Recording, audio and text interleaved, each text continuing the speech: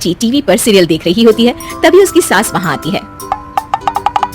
अरे सीरियल में तो ऐसे मग्न है जैसे आज रात का खाना पड़ोसी आकर बनाएंगे। मुझे पता ही नहीं था आपने अपने बेटे की शादी पड़ोस में भी की हुई है।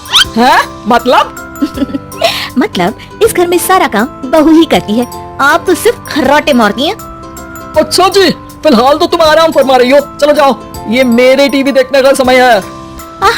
इसीलिए मुझे भगाया जा रहा है। सॉरी, अब तो बिल्कुल नहीं जाऊंगी। प्राची की इस बात पर दोनों सास बहू के बीच टीवी रिमोट के पीछे बच्चों जैसे छीना झपटी शुरू हो जाती है, जिसके बीच श्लोक भी काम से घर वापस आ जाता है।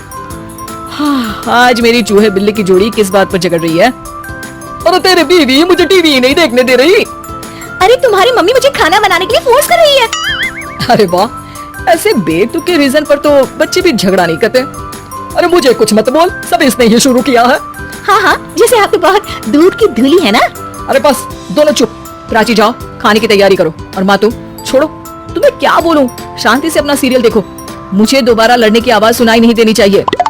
ऐसा बोलकर श्लोक वहाँ से चला जाता है, जिसके पीछे पीछे प्राची भी कुछ न कुछ बड़बड़ाते हुए रसोई में चली जाती है। हाँ, सासू जी को तो कुछ बोलेंगे ही नहीं, बस मुझ पर ही हुक्म चलता है, खाना बनाओ, जैसे मैं इनके घर में खाना बनाने के लिए आई हूँ। इसी तरह शाम बीतती है और रात को श्लोक और प्राची की सास खाना खाकर सोने चले जाते हैं, लेकिन प्राची गुस्से में कुछ खाए बिना काम में ही लगी रहती है। इस घर में किसी को घंटा फिक्र नहीं पड़ता, मैं खाऊं या भूखी रहूं। प्राची कुछ देर के लिए रसोई से बाहर जाती है और जैसे ही वापस आती है तो वहाँ दूध का भरा ग्लास देखकर हैरान रह जाती है। फिक्र पूरी है, बस दिखाना नहीं है। प्राची दूध पीकर सोने चली जाती है और अगली सुबह एक बार फिर सास बहू का कार्टून नेटवर्क स्टार्ट हो जाता है। ये तुमने ही किया है। अरे अजीब जबरदस्ती है, मैं बोल रही हूँ मैंने कुछ नहीं किया। दोनों ने मिलकर पूरे घर को पागल खाना बनाया हुआ है। यहाँ कोई नॉर्मल इंसान तो रह ही नहीं सकता, इसीलिए अब पड़ोसी क्या रिश्तेदार भी घर आने से कतराते हैं। और सुन बेटे, तू भी चंगा, तेरी माँ भी चंगी, तेरी बीवी भी चंगी, रिश्तेदार। हाँ जी, आपको नहीं पता क्या, गंगाधर ही शक्तिमान है, रिश्तेदार ही। हाँ, बस समझ गया। कभी जानवरों जैसे लड़ेंगी तो कभी जुगलबंदी करेंगी। भाई मैं आप दोनों के बीच में नहीं फंसना चाहता। सास बहू की इस मन मौजी जोड़ी से परेशान होकर श्लोक अपना सिर खुजलाता वहाँ से चला जाता है। चलो अब मैं भी कीर्तन में जा रही हूँ।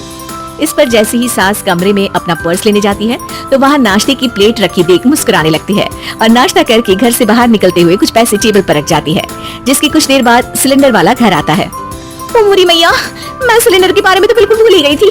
घर खर्च के सारे पैसे भी मम्मी के पास है और श्लोक से बोला तो उल्टा 4 बात सुनाएंगे।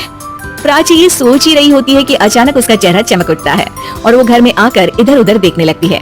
तभी उसकी नजर टेबल पर रखे पैसों पर पड़ती है, जिन्हें वो सिलेंडर वाले को दे देती है। ये सब श्लोक देख लेता है।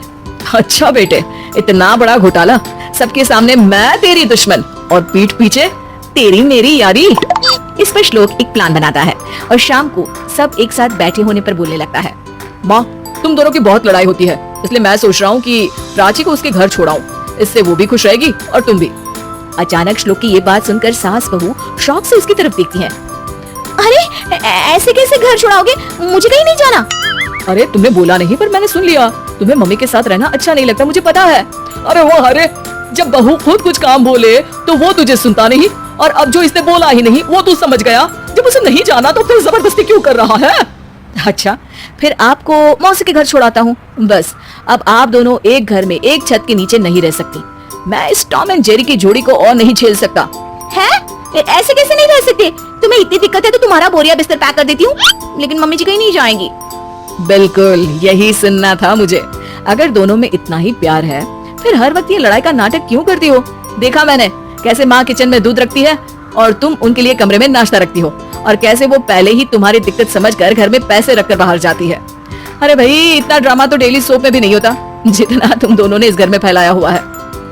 तू हमें टॉम एंड जेरी बोलता है ना, तो याद कर वो दोनों भी एक दूसरे को बाहर वालों की बुरी नजर से बचाने के लिए हमेशा सबके सामने लड़ते थे, लेकिन अकेले में दिक्कत के समय मदद भी तो करते थे।